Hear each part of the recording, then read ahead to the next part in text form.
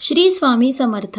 नमस्कार सर्वांना. तुम्हा सर्वांचं आपल्या योगेश्वर कृपा या यूट्यूब चॅनेलवर सहर्ष स्वागत आहे. आज आपण खूप महत्त्वाचे व्हिडिओ पाहणार आहोत. तुम्ही जर आपल्या चॅनलवर नवीन असाल तर आपल्या चॅनलला नक्की सबस्क्राईब करा. तुम्हाला रोज रोज नवनवीन व्हिडिओ पाहायला मिळतील. सुकलेली तुळस फेकून देण्याची चूक करू नका. आजच करा हा एक उपाय. तुमच्या घरातील तुळशीचे रोप सुकले आहे का? सुकलेली तुळस फेकून देणे अशुभ मानले जाते. या व्हिडिओमध्ये जाणून घ्या वाळलेल्या तुळशीचा वापर हवन, दिवा आणि खतासाठी कसा करावा आणि त्यापासून नवीन रोप कसे मिळवावे. हिंदू धर्मात तुळशीच्या रोपाला अत्यंत पवित्र आणि पूजनीय मानले जाते. धार्मिक महत्त्वासोबतच औषधी गुणांमुळे तुळशीला प्रचंड महत्त्व असते. मात्र अनेकदा योग्य काळजी घेऊनही तुळशीचे रोप सुकते. अशा वेळी अनेक जण सुकलेले रोप फेकून देतात. परंतु धार्मिक शास्त्रानुसार वाळलेली तुळस फेकून देणे अशुभ मानले जाते. जर तुमच्या घरातील तुळस सुकली असेल तर ती फेकून देण्याऐवजी तुम्ही खालील पद्धतीने तिचा पुनर्वापर करू शकता. वाळलेल्या तुळशीच्या लाकडाचा वापर हवनामध्ये करणे अत्यंत शुभ मानले जाते. तुळशीचे लाकूड जाळल्याने निघणारा सुगंध घरात सकारात्मक ऊर्जा पसरवतो. तसेच येथील अँटीबॅक्टेरियल गुणांमुळे वातावरणातील जंतू नष्ट होण्यास मदत होते. तुम्ही हे लाकूड चंदनाप्रमाणे घासून त्याचा टिळा देखील लावू शकता.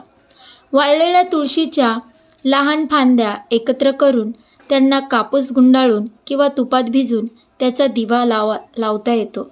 असे मानले जाते की तुळशीच्या काष्टाचा दिवा लावल्याने घरातील नकारात्मकता दूर होऊन समृद्धी येते.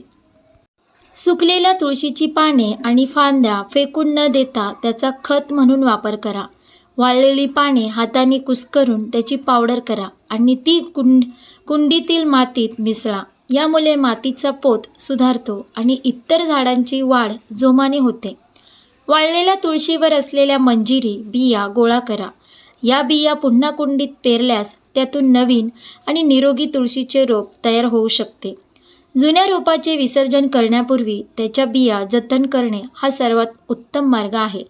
तुळशीची पाने इवलीशी वाढतच नाहीत. करा 8 उपाय, तुळस वाढेल मस्त. तुळशीचे रोप आपल्या सगळ्यांच्याच घरात असतेच. फक्त धार्मिकदृष्ट्याच नाही तर आपले आरोग्य आणि पर्यावरणाची योग्य ती काळजी घेण्यासाठी तुळशीचे रोप लावणे अधिक फायदेशीर असते.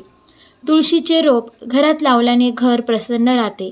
सोबतच आजूबाजूची हवा शुद्ध ठेवण्याचे काम देखील हे इवलेसे रोप करते. तुळशीचे रोप कुंडीत लावल्याने बरेचदा त्याची वाढ योग्य पद्धतीने होत नाही. इतकेच नाही तर कधी या रोपाची योग्य ती काळजी घेऊन देखील रोप कोमेजून जाते.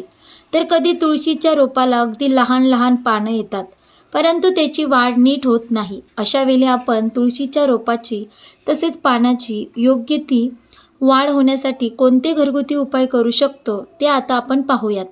तुळशीचे रोप कुंडीत लावताना योग्य मातीची निवड करावी. मातीमध्ये भरपूर प्रमाणात पोषक तत्व असतील अशाच मातीची निवड करावी. तुळशीच्या रोपाला दर 15 दिवसांनी शेणखत घालावे. शेणखत मातीची पोषण मूल्य अधिक वाढवण्यास मदत करतात. यामुळे माती अधिक सुपीक बनते. त्यामुळे तुळशीची वाढ भरभर आणि चांगली होत असते. वापरलेली चहा पावडर व्यवस्थित सुकून मातीत मिसळावी. यामुळे मातीतील मिनरल्सचे प्रमाण वाढून तुळशीच्या रोपाची वाढ चांगली होते. केळ्याच्या सालीचे लहान लहान तुकडे करून मातीत मिसळावे. केळ्याच्या सालीत भरपूर प्रमाणात पोषक तत्व आणि पोटॅशियम असते. यामुळे तुळशीच्या पानांची वाढ होऊन त्याचा आकार देखील वाढतो. तुळशीच्या रोपाला भरपूर ऊन मिळणे खूप गरजेचे आहे. स्वच्छ मोकळ्या सूर्यप्रकाशात ती अधिक जोमाने वाढते. त्यामुळे तुळशीला अशा ठिकाणी ठेवा जिथे दिवसातला जास्तीत जास्त वेळ तिला थेट सूर्यप्रकाश मिळेल. तुळशीच्या रोपाला दिवसातून किमान 6 ते 8 तास सूर्यप्रकाश मिळणे आवश्यक असते. तरच तिच्या पानांची वाढ चांगली होते. काही वेळा तुळशीला भरपूर पाणी घातले जाते पण तुळशीला खूप जास्त पाणी घालू नये. तुळशीच्या कुंडीतून पाणी बाहेर येणार नाही किंवा माती सुकली असेल तर तेवढ्याच प्रमाणात पाणी घालावे. कमी ऊन आणि अति जास्त पाणी या 2 गोष्टीमुळे तुळशीची चांगली वाढ होत नाही. जुनी आणि सुकलेली पानं वेलीत छाटून टाका. यामुळे नवीन पान आकाराने अधिक मोठी आणि चांगली येण्यास मदत मिळते. नारळाच्या काथ्या जाळून त्याची तयार राख मातीत मिसळल्याने तुळशीच्या पानांची वाढ चांगली आणि लवकर होते. अशा प्रकारे आपण ह्या व्हिडिओमध्ये पाहिलंच की सुकलेली तुळस फेकून देण्याची चूक करू नका. हे उपाय केले तर तुमच्या घरातील तुळशीचे रोप कधीच सुकले जाणार नाही. म्हणून सुकलेली तुळस फेकून देणे अशुभ मानले जाते. ही संपूर्ण माहिती आपण ह्या व्हिडिओमध्ये पाहिली. तुम्हाला जर ही व्हिडिओ आवडली असेल तर व्हिडिओला लाईक करा, शेअर करा आणि आपल्या योगेश्वर कृपा या यूट्यूब चॅनलला नक्की सबस्क्राईब करा. भेटू एका पुढच्या नवीन व्हिडिओमध्ये. धन्यवाद. श्री स्वामी समर्थ. जय जय स्वामी समर्थ.